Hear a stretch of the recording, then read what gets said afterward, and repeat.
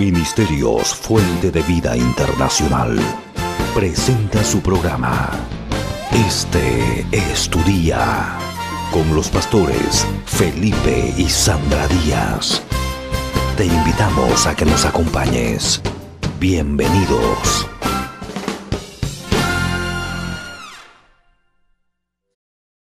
Versículo 1. Oh Jehová, tú me has examinado y conocido. Tú has conocido mi sentarme y mi levantarme. Has entendido desde lejos mis pensamientos. Has escudriñado mi andar y mi reposo. ¿Y qué dice? Y todos mis caminos te son conocidos, pues aún no está la palabra en mi lengua. ¿Y qué dice? Tú la sabes toda. Detrás y delante me rodeaste y sobre mí pusiste tu mano. Tal conocimiento es demasiado maravilloso para mí. Léalo conmigo. Alto es, no lo puedo comprender. ¿A dónde me iré de tu espíritu? ¿Y a dónde huiré de tu presencia? Si subiere a los cielos, ¿qué dice? Si en el Seol hiciere mi estrado, he aquí, ahí tú estás. Si tomara las alas del alba y habitar en el extremo del mar, aún ahí me guiará tu mano y me asirá tu diestra. Si dijere, ciertamente las tinieblas me encubrirán, aún la noche resplandecerá alrededor de mí. Aún las tinieblas no encubren de ti, y la noche resplandece como el día. Lo mismo te son las tinieblas que la luz.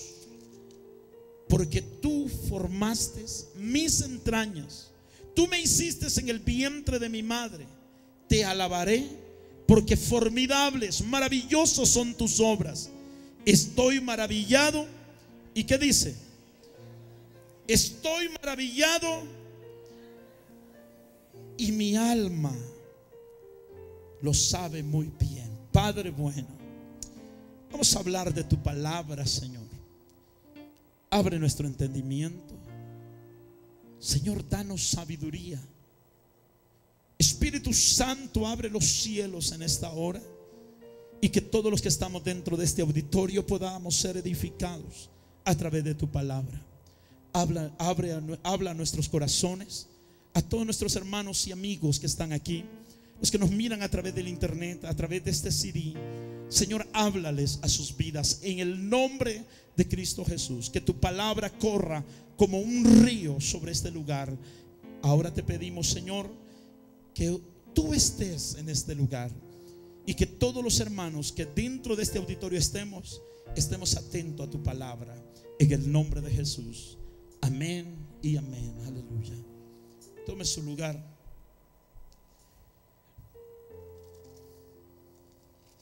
Estas 2 semanas atrás vino un pensamiento a mi vida. Si Dios es espiritual, si Dios es sobrenatural, ¿cómo comunicarnos con un ser sobrenatural? ¿Cómo comunicarnos con un ser espiritual? Dios ha estado hablando a nuestras vidas como pastores de la importancia, hermanos, de vivir en su presencia, de caminar con Él, de caminar en su presencia todo el tiempo. La importancia de vivir en esa dimensión espiritual. Fíjese que muchos de nosotros batallamos demasiado en mantener una vida constante de oración, una vida constante en comunión con el Señor. Venimos a la iglesia, muchos hasta en eso tienen problemas, pero otros, y casi la mayoría de la iglesia a nivel mundial, batalla en tener una vida constante de oración, en tener una vida de comunión con el Señor. Y debido a eso tenemos problemas.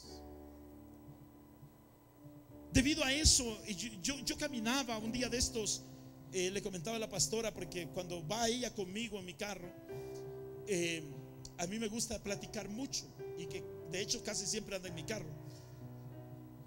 Pero cuando de pronto yo salgo solo, voy a comprar algo a algún lugar, me gusta ir escuchando música suave.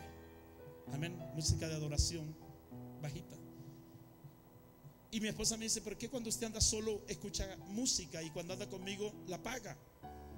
Le digo: porque a mí me gusta platicar, me gusta hablar de Dios. Incluso cuando yo invito a alguien a platicar, me gusta hablar de Dios. Me gusta hablar de cómo Dios trabaja, de cómo Dios se manifiesta en nuestras vidas. Cuando visito un hogar, me gusta visitar hogares que hablen de Dios, que hablen de Él, que hablen de su presencia, de cómo podemos ser mejores en nuestra vida cristiana. Meditando y hablando con la pastora, le decía: fíjese que Dios ha estado hablando a mi corazón sobre si Él es un Dios espiritual. Nosotros somos seres carnales, viciados, dijo el apóstol Pablo, al pecado. Nosotros tenemos una lucha. La Biblia dice en el libro de Gálatas, si gusta vaya conmigo rápidamente. Espero que darle el sentido de esta palabra rápidamente para que usted pueda tomar nota. En el libro de Gálatas, en el capítulo 6, aleluya, perdón, capítulo 5, el apóstol Pablo dice a la iglesia de los Gálatas enfrentaban un problema de identidad. Y el apóstol Pablo les tiene que exhortar fuertemente y les dice a ustedes: ¿quién los embrujó? ¿Quién os fascinó? Ustedes corrían bien cuando comenzaron.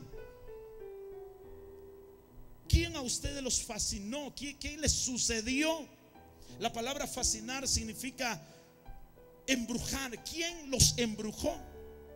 Fíjense que hay gente, hermano, hay gente que camina bien un tiempo, pero llega un tiempo que como que a esas personas les pasa lo que le pasó a los Gálatas. Gálatas capítulo 3, ahorita regresamos al capítulo 5. Oh Gálatas, versículo 1: oh Gálatas insensatos, ¿quién os fascinó? La palabra fascinar, según el diccionario, es ¿quién os embrujó? ¿Quién os fascinó? Le dice, para no obedecer a la verdad. No obedecer a la verdad, a vosotros ante cuyos ojos Cristo fue ya presentado claramente entre vosotros como crucificado. ¿Quién les fascinó? ¿Qué les sucedió a ustedes? En otras palabras, ¿qué les pasó si ustedes corrían bien? Ustedes caminaban bien, ustedes eran una de las mejores iglesias en este mundo. ¿Qué les pasó? Fíjense que llegaron gente, hermanos, religiosas, llegaron a decirles tres cosas en contra del apóstol Pablo. Llegaron a decirle que él no era del grupo original de los apóstoles. O sea, no crean lo que el apóstol Pablo en uno de sus viajes estableció la iglesia de Gálatas.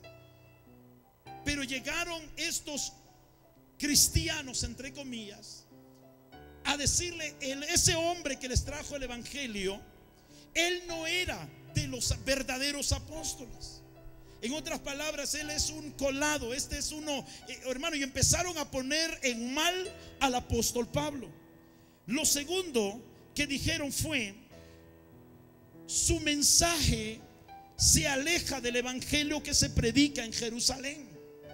En Jerusalén los judíos predicamos que hay que vivir en la ley, pero el apóstol Pablo, él traía un mensaje a los gentiles, de los cuales allá en el capítulo 15 del libro de los Hechos se había dicho que los gentiles, o sea, se había establecido en el concilio de Jerusalén que los gentiles no se les obligase a vivir la ley, porque ellos no eran judíos.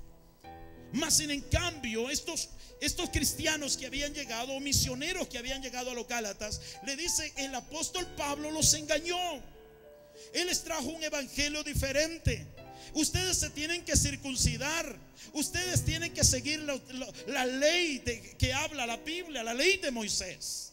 ¿Sí me explico? O sea, empezaron a tergiversar lo que el apóstol Pablo les había enseñado. El apóstol Pablo les había dicho: no es necesario circuncidarse, no es necesario seguir la ley. Amén. Cristo Jesús murió por nosotros y nos hizo libres de la condenación de la ley. Entonces ellos estaban felices y contentos de haber conocido a Dios. Pero llegan estos cristianos misioneros y les empiezan a cambiar toda la historia, al grado, hermanos, bueno, el tercer argumento que llevan, escúcheme, su mensaje de la gracia producirá una vida sin ley. Por lo tanto, le dicen ellos, va a ser un caos en la vida de ustedes si no hay ley. El pueblo de Dios siempre se ha dirigido bajo la ley. Si ahora no se practica la ley, ¿qué va a pasar? Ustedes verdaderamente están perdidos. Entonces, debido a eso, los gálatas se sintieron confundidos y empezaron a desanimarse. Empezaron a rechazar a los ayudantes que el apóstol Pablo mandaba a supervisar las iglesias. Empezaron a rechazarlo, a no quererlos oír. Y el apóstol Pablo tiene que escribir una carta, y es la carta que estamos leyendo ahorita, la carta de los Gálatas.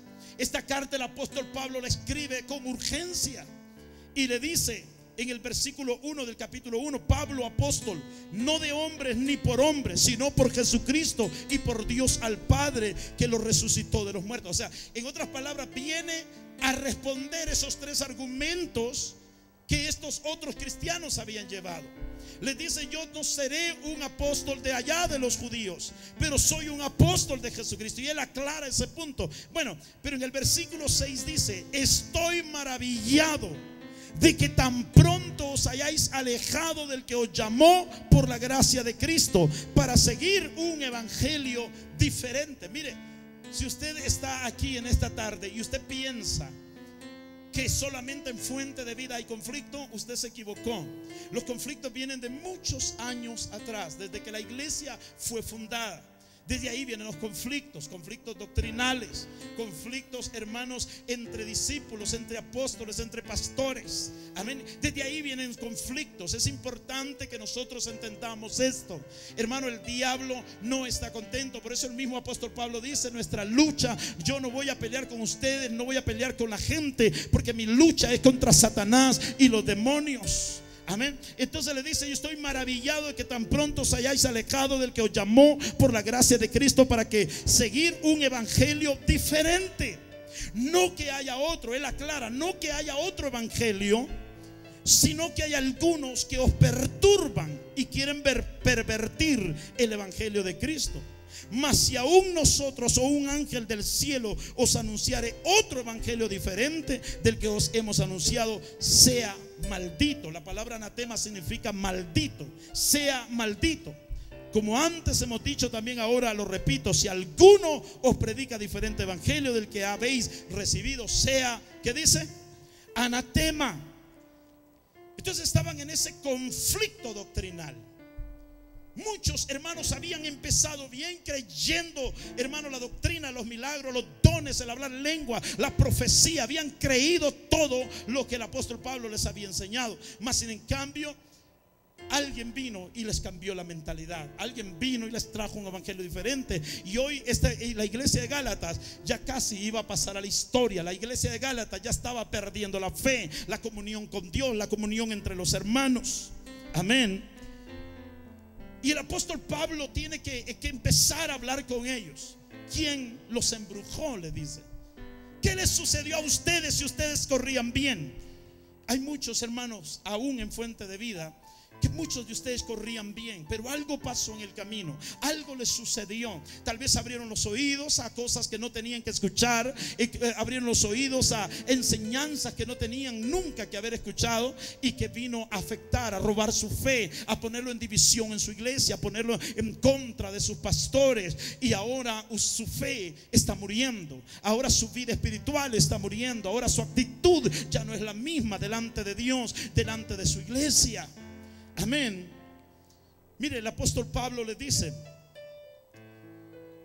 en el capítulo que leímos, el apóstol Pablo les tiene que enseñar todo para destruir toda la enseñanza equivocada que le habían traído estos misioneros a esta iglesia de Gálatas, para poder restaurar su fe.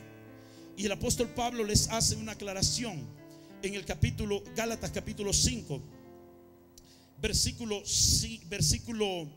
7. Mire lo que dice: vosotros, ¿qué dice?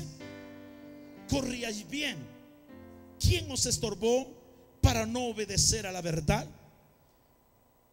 ¿Quién os estorbó para no obedecer a la verdad? Si ustedes corrían bien. Entonces, el apóstol Pablo está hablándoles de la importancia de volver a entrar al camino correcto, de volver a caminar en el camino de la fe, de volver a entrar en el camino del Espíritu. Ustedes no tienen que dirigirse por los rudimentos de la ley, porque el que vive por la ley, hermanos, tendrá que, morir por la ley. Ustedes no tienen que seguir los rudimentos de la ley. En el concilio de Jerusalén solamente se dijo: no le vamos a imponer ninguna carga a las gentiles más que no coman de los ahogados, o sea, animales ahogados, y que también no coman. Eran dos cosas, no viene a mi memoria ahorita. Dos cosas fueron las únicas que le impusieron el concilio en Jerusalén. Pero este grupo trajo una enseñanza diferente y empezaron a matar la fe de la iglesia. Empezaron a matar la fe, y el apóstol Pablo le decía: ustedes unos años atrás, meses de atrás, corrían bien. Pero en el versículo 16 del capítulo 5, digo pues, aquí ya viene la exhortación. Después que yo ya les aclaré, después que yo ya les dije todo lo que tenía que decirles, si ustedes quieren seguir a ellos, síganlo. Pero les quiero aclarar un último punto, y es que andad en el Espíritu. La palabra andar nos da a entender de que donde quiera que nos movamos, donde quiera que vayamos, si vamos al trabajo, si vamos a cortar el pasto, si vamos a la oficina, aún si usted está viendo televisión, andad en el Espíritu, dice la Biblia. Amén. ¿Cómo dice? Andad en el Espíritu y no satisfagáis. ¿Cómo dice? Y no satisfagáis los deseos de la carne. ¿Por qué? Porque el deseo de la carne es contra el Espíritu, y el del Espíritu, ¿cómo dice? Hay una lucha en nuestro interior. Nuestra carne no quiere servir a Dios, pero dentro de nosotros está el Espíritu de Dios. El Espíritu de Dios es, hermanos, es esa parte, ese ser espiritual dentro de usted que puede conectarse con el Dios Espíritu. Amén. Que puede conectarse con el Dios sobrenatural. Esa parte espiritual es la que recibe la conexión cuando usted camina con Él. Amén. Usted puede caminar con Él a través de esa conexión espiritual. Por eso el apóstol Pablo dijo: anden en el Espíritu, no anden en la carne. Caminar en la carne es ser guiado por nuestras emociones. Y cuando somos guiados por nuestras emociones, hermano, a veces estamos alegres, a veces estamos enojados, a veces estamos desanimados, a veces estamos animados, a veces queremos venir a la iglesia, a veces no queremos venir a la iglesia. Eso significa emocionalmente ser guiado por nuestras emociones o por nuestra carne.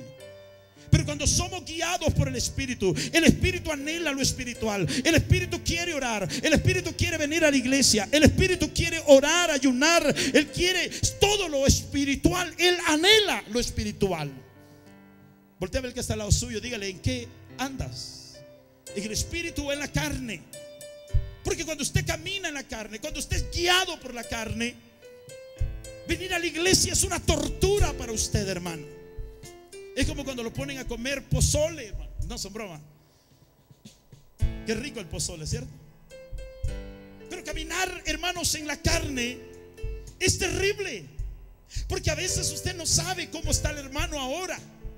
Ay, dice el discipulador, no sé si le llamo o no le llamo, porque a veces está de buena, a veces está de mala, a veces está contento, a veces está alegre, a veces está desanimado, a veces está animado. Eso es ser guiado por la carne. En cambio, la gente guiada por el Espíritu siempre tiene una sola posición, siempre tiene una sola actitud. Amén, vamos para adelante. Tengan problemas, tengan necesidades, se murió alguien o no se murió, siempre está motivado. Sabe que Dios, aleluya, es su escudo, es su fortaleza, es su pronto auxilio en todas sus necesidades. ¿Está conmigo? Por eso el apóstol Pablo dice: la lucha siempre va a haber una pelea en tu vida de la carne y contra el espíritu. Y estos se oponen entre sí para que no hagáis, como dice la Biblia, para que no hagáis lo que queráis. Se oponen entre sí para que no hagáis lo que queráis. Pero si sois guiados por el espíritu, no estáis bajo la ley. Escúcheme bien, si ustedes quieren ser guiados por la carne, está bien, pero entonces van a tener que tomar la ley. Pero los que son guiados por el Espíritu están fuera de la ley, porque son guiados por el Espíritu de Dios, aleluya. Hermanos, ¿cuántos de ustedes, cuando han sentido desánimo, el Espíritu les dice: levántate, mírate al espejo, báñate, lávate la cara, levántate, vienen cosas mejores para tu vida? ¿Cuántos han escuchado al Espíritu Santo ministrarles? Levanten la mano. Hermano, yo estoy seguro que algunos de ustedes están aquí porque el Espíritu Santo pasa ministrándolo todos los días, allí en su casa, allí en su cuarto, allí hermano, en su carro. El Espíritu Santo los motiva, el Espíritu Santo los levanta. Amén. Qué lindo el Espíritu Santo. Pero es cuando nosotros caminamos con Él. Pero cuando usted deja al Espíritu Santo a un lado, usted es guiado por la carne, usted se vuelve un cristiano carnal. Viene a la iglesia, pero aparece cuando usted se le da la gana, porque usted es carnal. Hermano, y cuando usted es carnal, usted tiene una batalla en su interior. Su esposa dice: vámonos a la iglesia, y usted dice: ay, ojalá que se punche el carro, ojalá que el motor, ahorita que le metamos la llave, el carro explote. Bueno, que no explote, pero que no encienda. Porque no quiere venir a la iglesia, no quiere servir a Dios, no quiere, porque la carne no quiere las cosas del Espíritu. ¿Está conmigo? No quiere las cosas del Espíritu. Entonces hay una batalla. Te lo comentaba la pastora. Fíjese que Dios, yo siento que Dios me está hablando, me está diciendo que Él necesita que vivamos más en su presencia, que tengamos más tiempo para Él, que tengamos más tiempo para porque Él quiere hablarnos, Él quiere dirigirnos, Él quiere enseñarnos cosas, hermano. Él quiere dirigirnos a la bendición. Mire, por ejemplo, le voy a poner un ejemplo fácil y práctico. Ahorita yo le dije, sentí una voz en mi interior que me dijo: diles que se den un abrazo, que se muevan, que den un abrazo. Alguien necesitaba un abrazo. Y yo miré hermanos que no sabían a quién abrazar. Es que ¿quién necesita un abrazo? Es que si no era asunto solo de ir a abrazar a cualquiera, no, era de ser guiado por Dios. Pero muchos de nosotros no podemos recibir esa guianza. ¿Sabe por qué? Porque no estamos siendo espirituales, porque no estamos conectados con Dios. En cambio, hermanos, cuando estamos conectados con Dios, usted siente, cuando usted mira a la persona, usted sabe que esa persona tiene necesidad de una palabra, tiene necesidad de un abrazo, tiene la necesidad de que usted agarre $20 y se lo ponga en la mano. Cuando somos guiados por el Espíritu, usted sabe dónde está la necesidad. ¿Está conmigo? Digo, pues andad en el Espíritu, anden en el Espíritu, dice el apóstol Pablo. Fíjense, comentaba la pastora, estaba estudiando hoy en mi oficina, y yo ya tenía mi mensaje, pero llegué a un punto donde el Espíritu Santo me recordó una palabra, esta misma palabra que le estoy hablando. Fuimos a visitar a la pastora Bermúdez. Estando allí con la pastora, oramos por ella. Le dijimos: Dios, tú puedes hacerlo. Tal vez los médicos dicen que no hay esperanza, pero tú puedes hacerlo. Oré por ella, todos los que estábamos allí oré por el pastor y después me senté. Como a la hora llegó una persona y también entró orando. Yo creo que todos los que entran allí hacían lo mismo, todos. Y todos iban ahí con la esperanza de que Dios hiciera algo. Pero me impresionó algo. Que esta persona, después que terminó de orar, se acercó a mí y me dice: apóstol, ¿qué dice Dios? Y le dije yo: ¿cómo, hermana? Sí, ¿qué le dice Dios respecto a ella? No supe qué decir. Me sentí confrontado, no con ella. Y ahí Dios me recordó esto. Porque si yo viviera, yo tuviera ese nivel, Dios me pudo haber dicho: le queda media hora de vida, le queda una hora de vida, o declara esto y ella se levantará. Fíjese que esa palabra, claro, yo le tuve que responder, porque a veces somos prontos para responder y tardos para hablar, ¿va? Aunque el apóstol Santiago dijo: sean tardos para hablar y prontos para oír. Bueno, pero yo respondí y yo le dije: hermano, pues yo siento, le dije, porque a veces eso es lo primero que sale de nosotros, ser guiados por la carne, ser guiados por la carne. Fíjese que Dios, hermanos, el mundo que estamos viviendo hoy, el mundo está en un caos. Usted mira las noticias y lo que se anuncia no es nada bueno. Usted ve la televisión, usted ve que algo no está bien. Las novelas de ahora ya no son aquellas mismas novelas inocentes de allá de los años 70 o de los años 80. Hoy es adulterio, hoy es fornicación, hoy es narcotráfico, hoy es secuestro, hoy es brujería. Las caricaturas de antes, las de Tom y Jerry, las de, ¿cómo se llama? Las caricaturas de antes, nada que ver con las de ahora. Hoy es de asesinato, hoy es de violaciones, hoy es de sexo. Las cosas ya no andan bien, iglesia. Hoy el mundo está en un caos terrible. Ahorita que hemos viajado a Honduras, a México, a algunos lugares de México, venían muchas cosas a mi mente hoy en mi oficina. Y el Señor me recordaba: hay gente en nuestros países que vive con menos de $1 por día para comer ellos y comer sus 3, 4 hijos. Con menos de $1. Hay una crisis económica a nivel mundial. Usted escuchó lo que pasó en Grecia unas semanas atrás. El mundo está en un caos político, financiero y caos religioso. Político, caos financiero y un caos religioso. Los políticos ya no saben qué hacer. Imagínese usted que el próximo presidente de esta nación fuera el señor Donald Trump. Imagínese. Tal vez usted piensa por usted, pero no solamente por nosotros. Esto va a desatar una guerra civil dentro del país. Y eso anuncia hambre. Eso anuncia crisis. Eso anuncia problemas.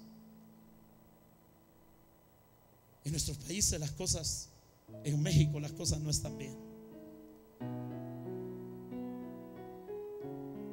Aún el presidente de México ya no sabe qué hacer. En Centroamérica las cosas no andan bien. Yo meditaba hoy, cerré mis ojos allí en mi silla y le dije: Dios, ¿qué hacemos? ¿Qué va a pasar? Porque la esperanza de este mundo es la iglesia. Yo no sé si me escuchó. Jesús le dijo: ustedes son la luz del mundo. Pero el problema es que la iglesia también está en un caos. Estamos viviendo tiempos de calamidad religiosa. Y no solamente hablando ministerialmente, también las ovejas. Los cristianos no se definen si quieren ser cristianos o quieren ser mundanos. Pero la conciencia, la voz de la conciencia le dice: tienes que seguir adelante. Así que deciden y toman una decisión, y es vivir una doble vida. Allá afuera viven como mundanos, pero cuando vienen a la iglesia aparentan ser cristianos. Eso es crisis. Los pastores, estaba leyendo una noticia, pastores se están ahorcando, se están quitando la vida.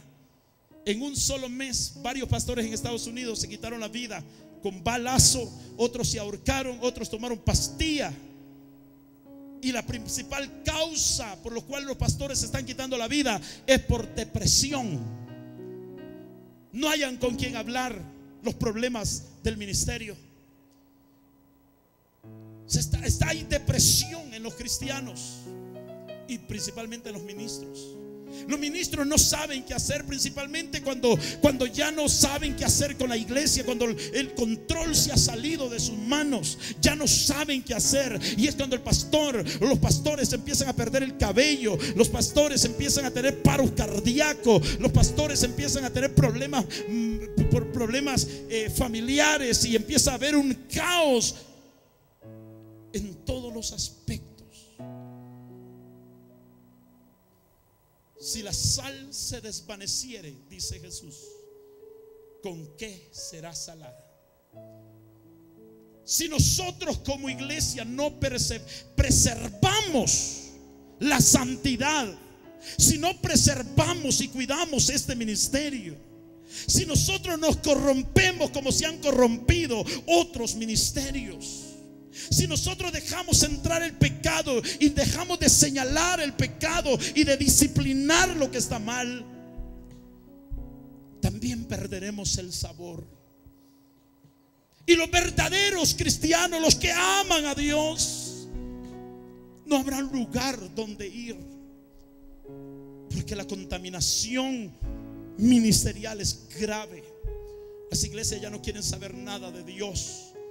Las iglesias tienen programas. Las iglesias tienen, hermanos, un montón de rituales, pero no está Dios en ellos, en esos programas. Y mi pregunta es: entonces, ¿quién podrá cambiar la historia de este mundo?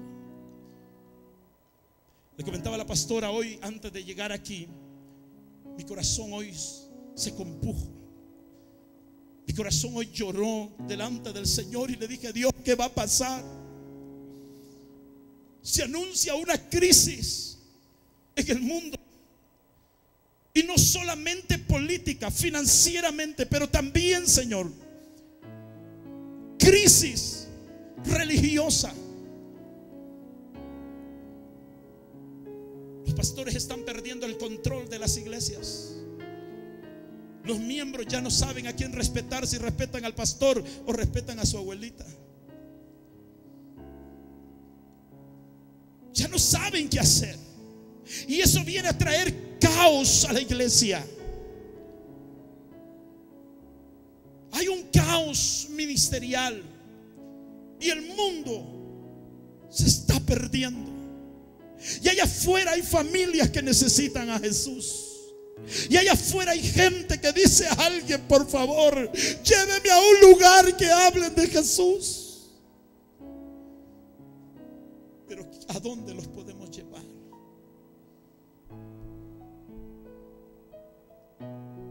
Fíjese,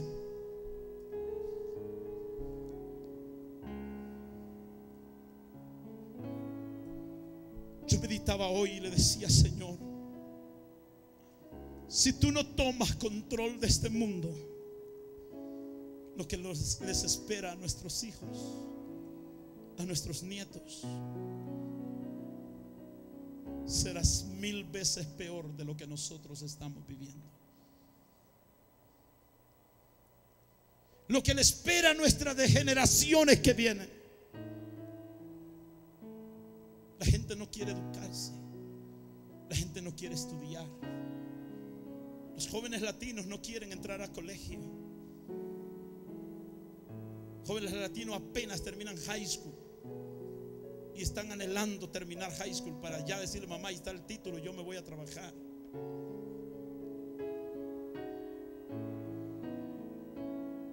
Pero tampoco quieren nada con Dios. Muchos jóvenes vienen a la iglesia porque papá y mamá no le dan otra opción. Se les nota en su actitud.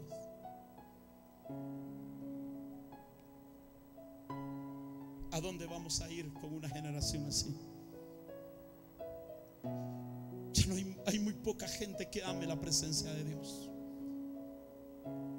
A las iglesias que adoramos a Dios nos tratan de religiosos. A lo malo se le llama bueno, a lo bueno se le llama malo. Yo le dije: Dios, si tú no tomas el control, esto va para mal cada día. Y una voz saltó a mi corazón, en mi corazón, que me dijo: Felipe, yo no he perdido el control.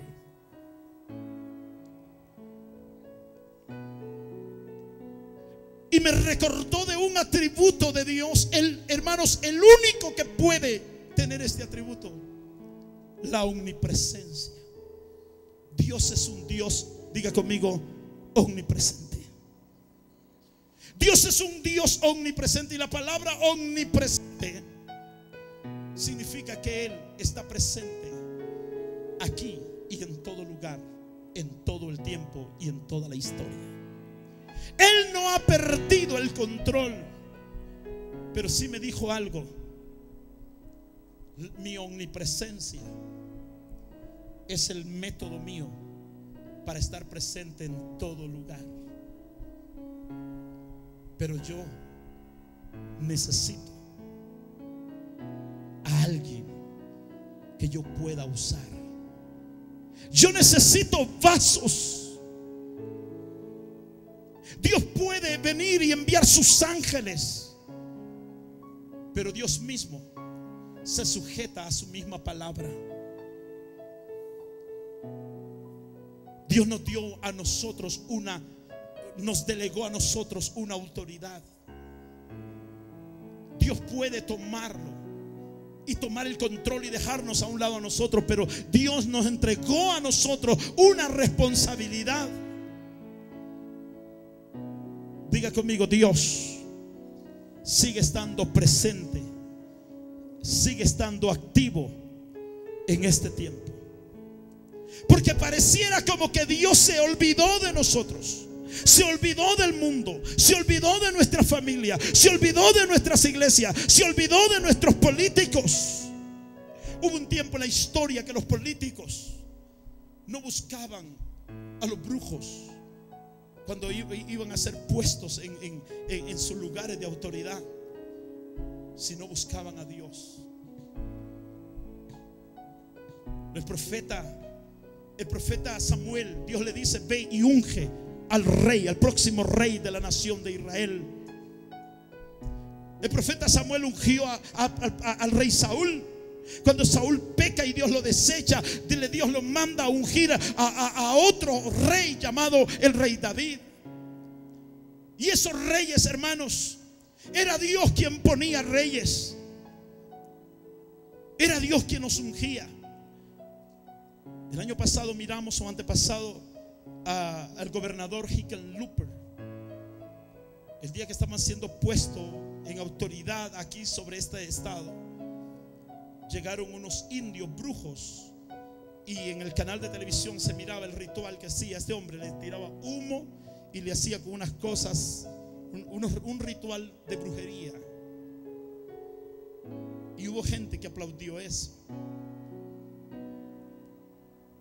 Dios pareciera que se ha ido, pero Dios sigue estando presente. Aleluya.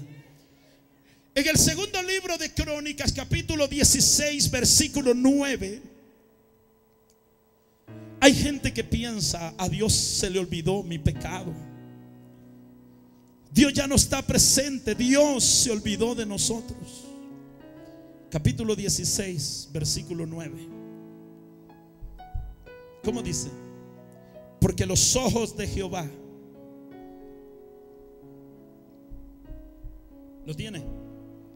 Porque los ojos de Jehová contemplan toda la tierra para mostrar su poder a favor de los que tienen corazón perfecto. Diga conmigo: los ojos de Jehová. Los ojos de Jehová contemplan toda la tierra. Dios está mirando a los malos y a los buenos, pero cuando Dios logra encontrar a una persona con corazón perfecto, dice la palabra del Señor que Él muestra su poder sobre ellos. Dios anda buscando, y hoy en esta tarde Dios me decía: Felipe, yo ando buscando corazones perfectos, yo ando buscando gente que viva en mi espíritu, yo ando buscando gente que quiera ser un portavoz mío para yo dar la palabra, para yo decirle lo que tengo que hacer, lo que tienen que hacer. Yo ando buscando a alguien, no solo en esta ciudad, sino en el mundo entero. Mis ojos corren toda la tierra. En el capítulo 22 del libro de Ezequiel, hermano, vaya conmigo rápidamente.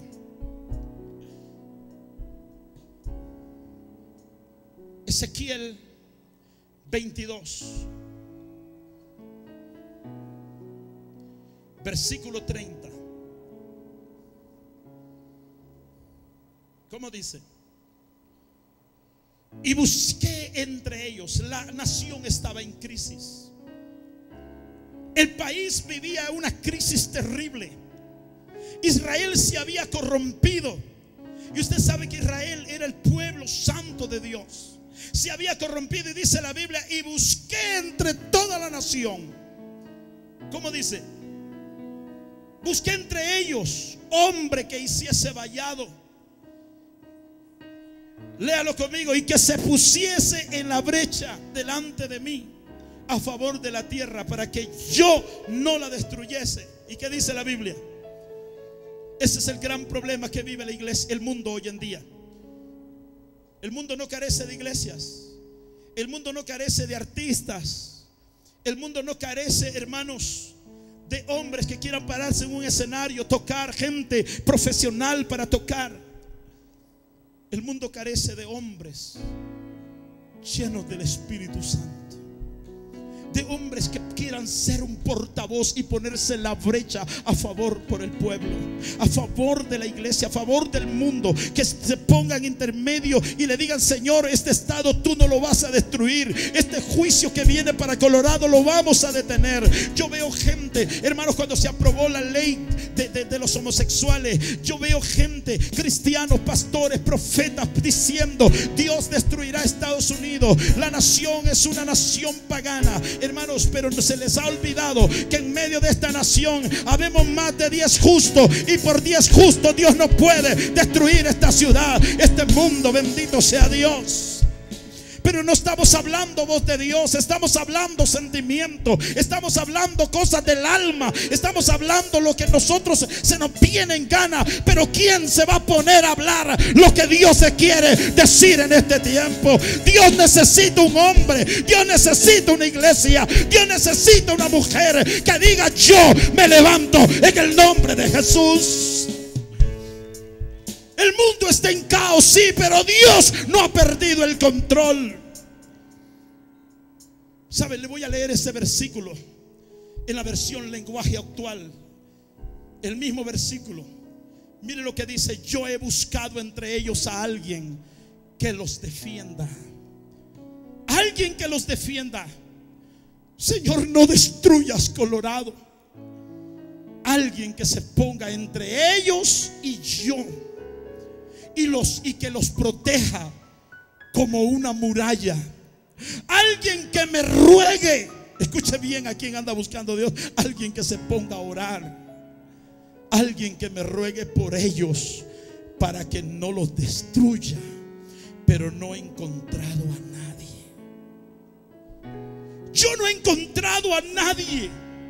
He encontrado gente que profetiza mentiras. He encontrado gente que dice: así dice Jehová. He encontrado gente que dice que Estados Unidos viene un juicio, que nuestro presidente Obama es el diablo y tantas cosas. He encontrado gente que han hablado palabras de mentira, pero no he encontrado a alguien que se ponga en la brecha y que diga: Dios, yo te pido perdón. Señor, yo te pido perdón. Hemos pecado, te hemos fallado, hemos prevaricado en contra tuya. No he encontrado. Cada quien parece que está bien todo lo que está sucediendo en el mundo. A la iglesia no le ha afectado. La iglesia parece que está contenta con todo lo que está viniendo. Pero ¿sabe cuál es el problema? El problema es el conflicto espiritual. No hay hombres de revelación. No hay mujeres de revelación. Pastor, y entonces en Jerusalén, en Israel no había gente de revelación. No había gente que buscaran la presencia de Dios y que Dios les pudiera hablar. Mire cómo estaba. Mire, vamos a ir al versículo 26. Mire la condición, cómo se encontraban los profetas. La condición, cómo se encontraban, si es que en ese tiempo habían pastores. Mire lo que dice la Biblia, el versículo 26 del mismo capítulo 22, 26. ¿Y qué dice? 22, 26. Sus sacerdotes violaron, ¿qué dice? Mi ley, y contaminaron, ¿qué dice? Mis santuarios. Entre lo santo y lo profano no hicieron diferencia, ni distinguieron entre inmundo y limpio. Y de mis días de reposo apartaron sus ojos, y yo he sido profanado en medio de ellos. ¿Sabe cuánto altar está siendo profanado? Por disque predicadores, disque profetas, disque apóstoles, disque cristianos. ¿Sabe cuántos lugares santos están siendo profanados diariamente, hermanos, en la tierra? Lugares santos que solamente gente santa lo puede tocar, los está tocando gente inmunda, gente adúltera, gente pecadora, gente que no debería de tocar las cosas sagradas. Sus sacerdotes violaron mi ley. Los pastores se han vuelto dueños de las iglesias. Y por eso Dios se ha alejado de muchos lugares. Y por eso es que hay familias que Dios ya no los tomará en cuenta. Hace una semana yo le dije a mi esposa Jani, el Señor me mencionó 3 nombres, y Dios me dijo que Él está airado con estas personas, porque Dios les ha hablado,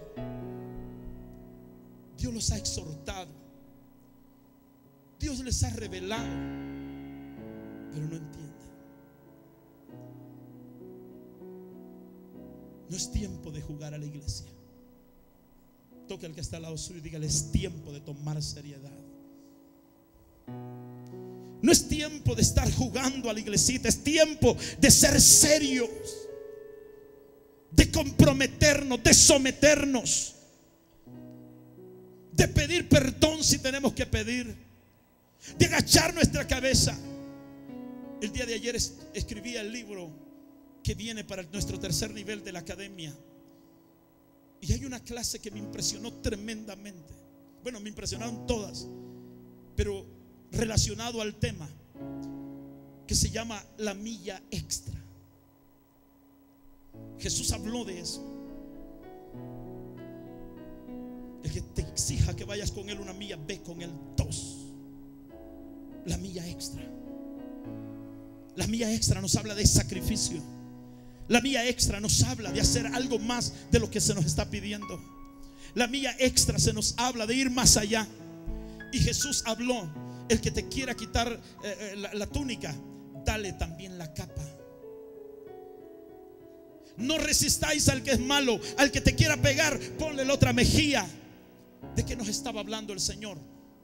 Dejen de pelear entre ustedes.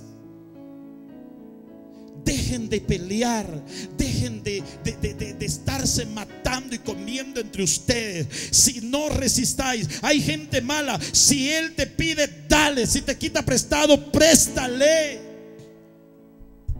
Pero no resistáis al que es malo. ¿De qué nos estaba diciendo, hablando Dios? De perdonarnos. Así como usted me ha fallado, yo le he fallado a usted. Perdonémonos. Así como su esposo le ha fallado, usted también le ha fallado a su esposo. Perdónelo. Así como usted de hijo le ha fallado a su madre, usted también le ha fallado. Su madre también le ha fallado a usted. Perdonémonos. La milla extra. Si amáis a los que os aman, ¿qué recompensa tenéis? ¿No hacen así los impíos o los gentiles? Amad al que te aborrece, haced bien al que te ultraja. Wow, ese tema a mí me impresionó. Me impresionó al grado que se lo quiero predicar esta noche. Ese tercer nivel viene cargado de unción. Amén. Cargado de gloria. Mis hermanos, la palabra del Señor es clara. ¿A quién le iba a hablar Dios en Jerusalén? Si los profetas eran los hombres espirituales. ¿Sabe qué dice la Biblia en el libro de Amós? Vaya conmigo rápidamente. Amós capítulo 3 versículo 7.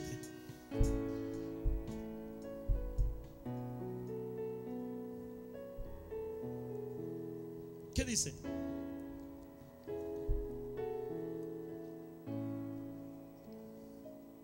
Porque no hará nada Jehová el Señor. ¿Qué dice? Sin que revele sus secretos. ¿A quiénes, hermano? No lo encontró, ¿verdad? A ver si audio y video me ayuda a ponerlo. 3:7, capítulo 3 versículo 7. Porque no hará nada Jehová el Señor sin que revele su secreto a sus siervos los profetas. Hermano, Dios tiene un secreto para este país, pero no solo para este país. Dios tiene un secreto para nuestras naciones. Dios tiene una palabra para nuestros presidentes. Dios tiene una palabra para nuestras ciudades, para nuestros gobernadores. Dios tiene una palabra para nuestros jefes de policía. Dios tiene una palabra, hermanos, para los jefes de hogar, para ustedes varones que tienen hijos, que tienen esposa. Dios tiene una palabra para ustedes madres, mujeres, esposas. Dios tiene una palabra, pero ¿quién puede escuchar esa palabra? ¿Quién puede escucharla para venir a decírsela de parte de Dios? Los profetas eran los únicos. Dice la Biblia: yo hablaré a mis profetas, yo les revelaré a mis profetas. Antes de que yo envíe un juicio a la ciudad, al país, a la nación, yo primero se lo voy a revelar a mis profetas.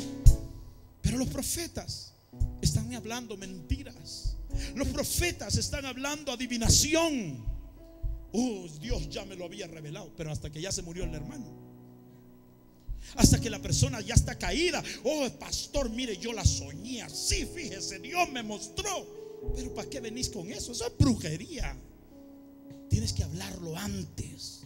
Ay, es que yo tenía miedo. No eres profeta. El profeta tiene que anunciar la voz de Dios.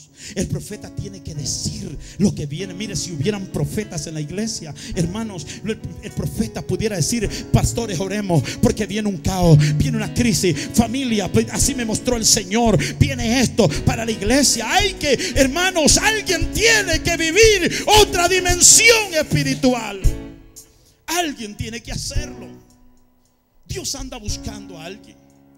Los ojos de Jehová recorren toda la tierra para buscar a ver quién vive, quién tiene corazón perfecto para mostrar su poder sobre esas personas.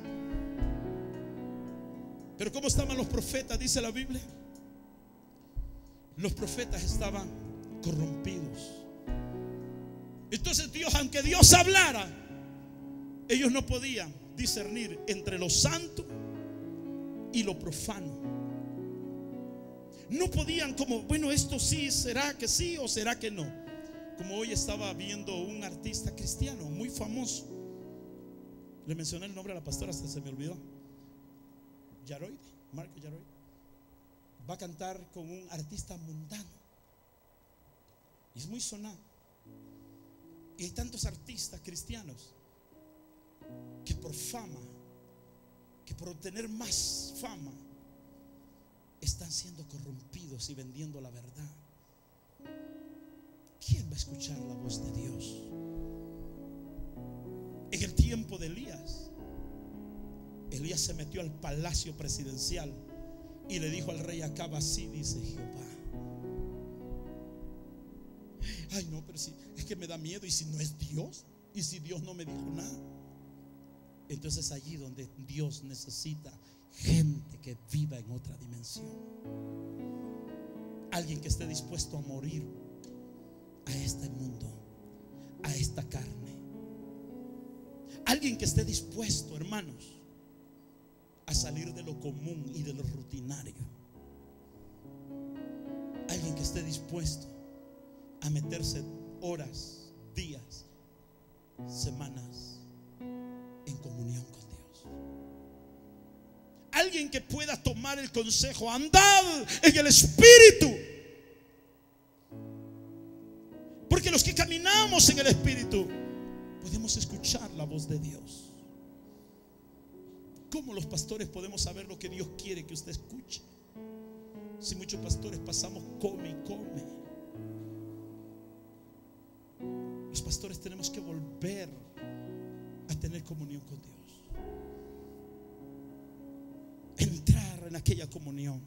Nuestros diáconos no deben de ser aquella gente raquítica de las iglesias, hermano. Los diáconos tienen que ser gente, hermanos, que caminen en otra dimensión, dimensión de revelación, dimensión espiritual. Que la gente puedan correr a ustedes para ayudar, para pedirles ayuda. Hay una hambre de Dios y la gente no sabe cómo saciarla. Hay una hambre de Dios y la gente no sabe qué hacer. Lo único que puede llenar ese vacío de nuestros corazones es la presencia de Dios, es la presencia del Espíritu. El único que puede llenar ese vacío en nuestra alma. Mire, le voy a dar un último versículo. Tenía otros, pero capítulo 6 del libro de Génesis. El mundo vivía un caos terrible, similar al que vivimos hoy, similar al que vivió el tiempo de Elías. La maldad de los hombres era demasiada. Ya no se distinguía entre lo santo y lo profano. Y mire lo que dice la Biblia, versículo 1, capítulo 6, versículo 1. Aconteció que cuando comenzaron los hombres a multiplicarse sobre la faz de la tierra y les nacieron hijas, que los hombres viendo los hijos de Dios, que viendo los hijos de Dios, que las hijas de los hombres eran hermosas, tomaron para sí mujeres escogiendo entre ellas. Y dijo Jehová: no contenderá mi espíritu con el hombre para siempre, porque ciertamente él es carne, mas serán sus días, ¿qué dice? 120 años. Y vaya conmigo al versículo 5. Y vio Jehová, diga conmigo, vio Jehová. Hermano, quiero decirle que la omnisciencia de Dios, Dios ya miró tu maldad, Dios ya miró la maldad de tu casa, Dios ya miró la maldad de Colorado, la maldad del país. Dios ya la miró. Dios ya lo miró. Y vio Dios que la maldad de los hombres era mucha en la tierra, y que todo designio de los pensamientos del corazón de ellos era de continuo. Solamente, ¿qué dice? Se arrepintió Jehová de de haber hecho hombre en la tierra, y le dolió su corazón. Versículo, y dijo Jehová, versículo 7. Y dijo Jehová: raeré de todo, de sobre la faz de la tierra, a los hombres que he creado, desde el hombre hasta la bestia y hasta el reptil y las aves del cielo, pues me arrepiento de haberlos hecho. Pero Noé, ¿qué dice? Pero Noé halló gracia ante los ojos de Jehová. Ahora pregunto, ¿por qué Noé halló gracia ante los ojos de Jehová? ¿Por qué no halló gracia a otra familia? ¿Por qué Noé? ¿Qué estaba haciendo Noé diferente a los demás? Estas son las generaciones de Noé. Versículo 11. Y se corrompió la tierra delante de Dios, y estaba la tierra llena ¿de qué? Y miró Dios la tierra, y aquí que estaba corrompida, porque toda carne había corrompido su camino sobre la tierra. Dijo pues Dios: ¿a quién? Ahora pregunto, cuando dice que toda la tierra estaba corrompida, había un hombre justo, había una familia allí que dijo: nosotros vamos a determinar ser diferente. ¿Qué era lo diferente que ellos hacían? Vivían en una dimensión mayor, vivían en una comunión con Dios, no se dejaron absorber por el sistema. Hermanos, dice la Biblia, el apóstol Pablo le dice a la iglesia: no os conforméis a este siglo, no dejes que este siglo te consuma. El sistema de este país, el sistema de este estado te puede consumir y te puedes alejar de Dios. No os conforméis. Noé no se dejó absorber por el sistema. Y dice la Biblia, cuando Dios necesitó a un hombre, encontró uno. Muy diferente allá en el capítulo 22 de Ezequiel, que no encontró nadie. Encontró a un hombre, pero este hombre, yo creo que él clamaba. Yo creo que este hombre decía: Señor, haz algo. Señor, mira la tierra. Señor, mira el mundo. Perdona, Señor, la tierra se ha corrompido delante de ti. Fíjese, muy similar a lo que estamos viviendo hoy en día. A lo malo le llaman bueno, a lo bueno le llaman malo. Hay una crisis de identidad. La gente no sabe quiénes son y andan buscando parecerse a fulano. Una crisis de identidad, hermanos. El mundo se corrompió, pero dice la Biblia: y miró Dios la tierra, y he aquí que estaba corrompida, porque toda carne había corrompido su camino sobre la tierra. Versículo 13. Dijo pues Dios a Noé: he decidido el fin de todo ser, porque la tierra está llena de violencia a causa de ellos, y aquí que yo los destruiré con la tierra. Hazte un arca de madera de escofer. Pregunto, ¿qué hubiera pasado si Noé se hubiera corrompido? ¿Qué hubiera pasado si Noé hubiera dicho: bueno, aquí todo el mundo hace lo mismo, pues yo también voy a hacer lo mismo? Al cabo, Dios no se ve que haya juzgado a nadie ni haya condenado a nadie. Yo quiero decirle que hay iglesias que estaban en graves problemas delante del cielo. Hay pastores que están en graves problemas delante del cielo. Y hay gente que dice: bueno, pues si a fulano lo hizo, ¿por qué yo no lo hago? Tú tienes que ser diferente. Tienes que tener otra actitud. Tienes que caminar, vivir una vida diferente. Hermano, nosotros no somos una iglesia cualquiera. Tenemos que levantarnos. A veces me da tristeza. Muchos de ustedes siento que no están captando la palabra de Dios. Es necesario que oremos. Es necesario levantarnos. Es necesario pelear. Es necesario ayunar. Es necesario orar. Mire, todos los viernes nos hemos estado quedando una hora, hermanos. Una hora a orar. Pero yo no he visto algunos diáconos aquí. Yo no he visto algunos líderes de discipulados aquí. Pastores que yo mañana trabajo. Yo sé que hay muchos que se quedan, que trabajan también. No te corrompas más. Busca a Dios. Yo puedo orar en mi casa. De hecho, yo lo hago. Busquemos a Dios, jóvenes, líderes de departamento. Yo sé que es fácil. Ay, que vengo cansado, yo me voy a mi casa. Esa oración abre el cielo para tu departamento. Esa oración abre el cielo para tu casa, para tu familia. Desde que empezamos a orar a las 7 de la noche, algo empezó a suceder dentro de esta casa. Por un momento sentíamos que estábamos perdiendo control. Empezamos a orar y Dios hizo algo. Dios ha vuelto, Dios ha hecho algo en medio de nosotros. Y yo sé que pronto vamos a mirar cosas mayores. ¿Sabe por qué? La oración abre un camino. La oración rompe, hermano, la barrera que han estado poniéndose enfrente de nosotros. Una hora, yo sé que esa hora, la hora que nosotros estamos orando, tal vez usted está comiendo, después se pone a ver una movie, se va a acostar a las 2 de la mañana. Quédese una hora. Una hora. No le pido que se quede 2 horas. Una hora, quédese. Quédese a orar. Usted necesita orar. Pastor, ¿por qué necesita orar? Necesitas orar por tus hijos. Necesitas orar por tu esposo. Necesitas orar. Mira la condición en que estás viviendo. Mira la condición. Mire, hay gente, hermano. Un día de esto me levanté a orar y el Señor me decía: hay gente que está a punto de colapsar. ¿Sabe qué es un colapso? Así como los colapsos económicos que vienen, que ahorita ahí están arriba y de pronto la bolsa de valores se vino abajo. Hermano, hay gente que se va a quitar la vida. Hay gente que está a punto de colapsar. Hay gente que está a punto de perder el carro, la casa, la familia, el matrimonio, todo. Ese es un buen motivo para orar. Hay gente que dice: no, pastor, yo todo tengo bien. Hay gente que solamente busca a Dios cuando tienen problemas. Tenés que orar ahora que estás bien, para ser protegido, para cubrirte. ¿Sabe que me impresiona Job? Dice la Biblia que Job era un hombre recto, justo. Y no lo dijo él, lo dijo Dios. No había otro hombre como él en la tierra, dice la Biblia. Mas sin en cambio, ¿qué hacía Job? Cuando sus hijos hacían fiesta, al siguiente día él ofrecía holocausto. ¿Por qué? Él decía: porque quizás alguno de mis hijos pecó.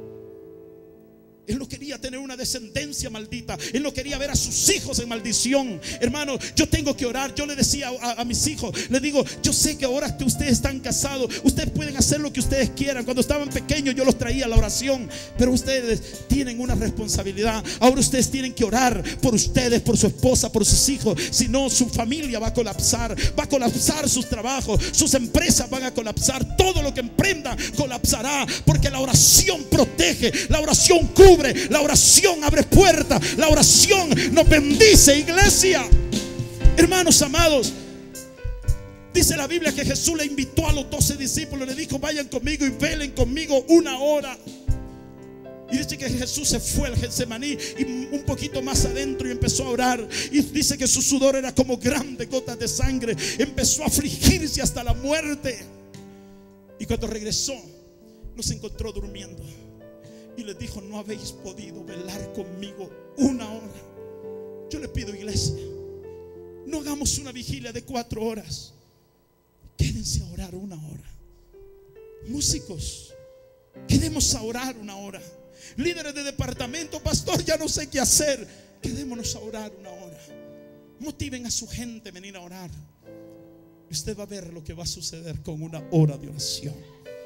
Usted va a mirar lo que va a pasar en su vida, en su familia, en su empresa, en su ministerio, lo que Dios tiene para su vida. Hermanos amados, un día yo le comentaba a mi discipulado, estaba afligido, yo no hallaba qué hacer y me sentía turbado. De esas veces que usted no sabe si estudiar o poner a arrodillarse, y estaba todo turbado yo. Y quería estudiar porque en la noche tenía la predicación y no hallaba yo qué hacer. Cuando de pronto el Señor me dijo: Felipe, cierra tus ojos. Yo tengo la costumbre que cada vez que oro me gusta arrodillarme, pero esa vez no tenía ganas de arrodillarme. Cerré los ojos y me recosté en la silla de mi escritorio y le dije: Dios, no sé qué está pasando. Siento que pierdo el control. No sé, ayúdame. Cuando de pronto yo sentí, hermanos, algo vino sobre mí. Literalmente le comentaba, incluso se lo dibujé. Sentí como que el cielo se abrió y ese momento me iluminó solamente a mí, a nadie de ustedes, solamente a mí. Y en ese momento vino una palabra, en ese momento vino una idea, en ese momento vino la predicación de la noche, en ese momento vinieron varias ideas. Y salí de mi oficina y le dije: Hani, Dios me acaba de hablar, Dios me habló. Y hermanos, si yo pude sentir que un minuto, yo creo que no oré 3 minutos, oré 1 minuto tal vez, cuando yo sentí que la revelación vino, la bendición vino, la paz vino, el gozo vino, el camino que estaba cerrado se abrió y Dios empezó a abrir una puerta. Aleluya. Hermanos amados, no importa las horas que tú vengas, es la actitud de tu corazón. Aquí hay gente que puede estar 1 hora tirados orando, pero si no lo haces con todo tu corazón, nada va a suceder. Si usted se queda esta noche, si usted se queda en esta noche, le voy a pedir algo. Véngase aquí, desconéctese de todo y arrodíllese y dígale: Señor, aquí estoy.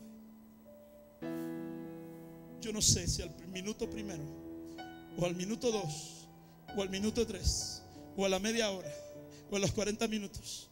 Yo no sé en qué momento, pero tu problema que tienes allá afuera se va a solucionar. Va a venir una idea, va a venir una puerta. Dios va a abrir una puerta. Ministerios Fuente de Vida Internacional presentó su programa Este es tu día, con los pastores Felipe y Sandra Díaz. Visite nuestra página web www.fuentedevidai.org o escríbanos a nuestro correo electrónico fuentedevidai@hotmail.com o comunícate a nuestro número telefónico 720-941-8433.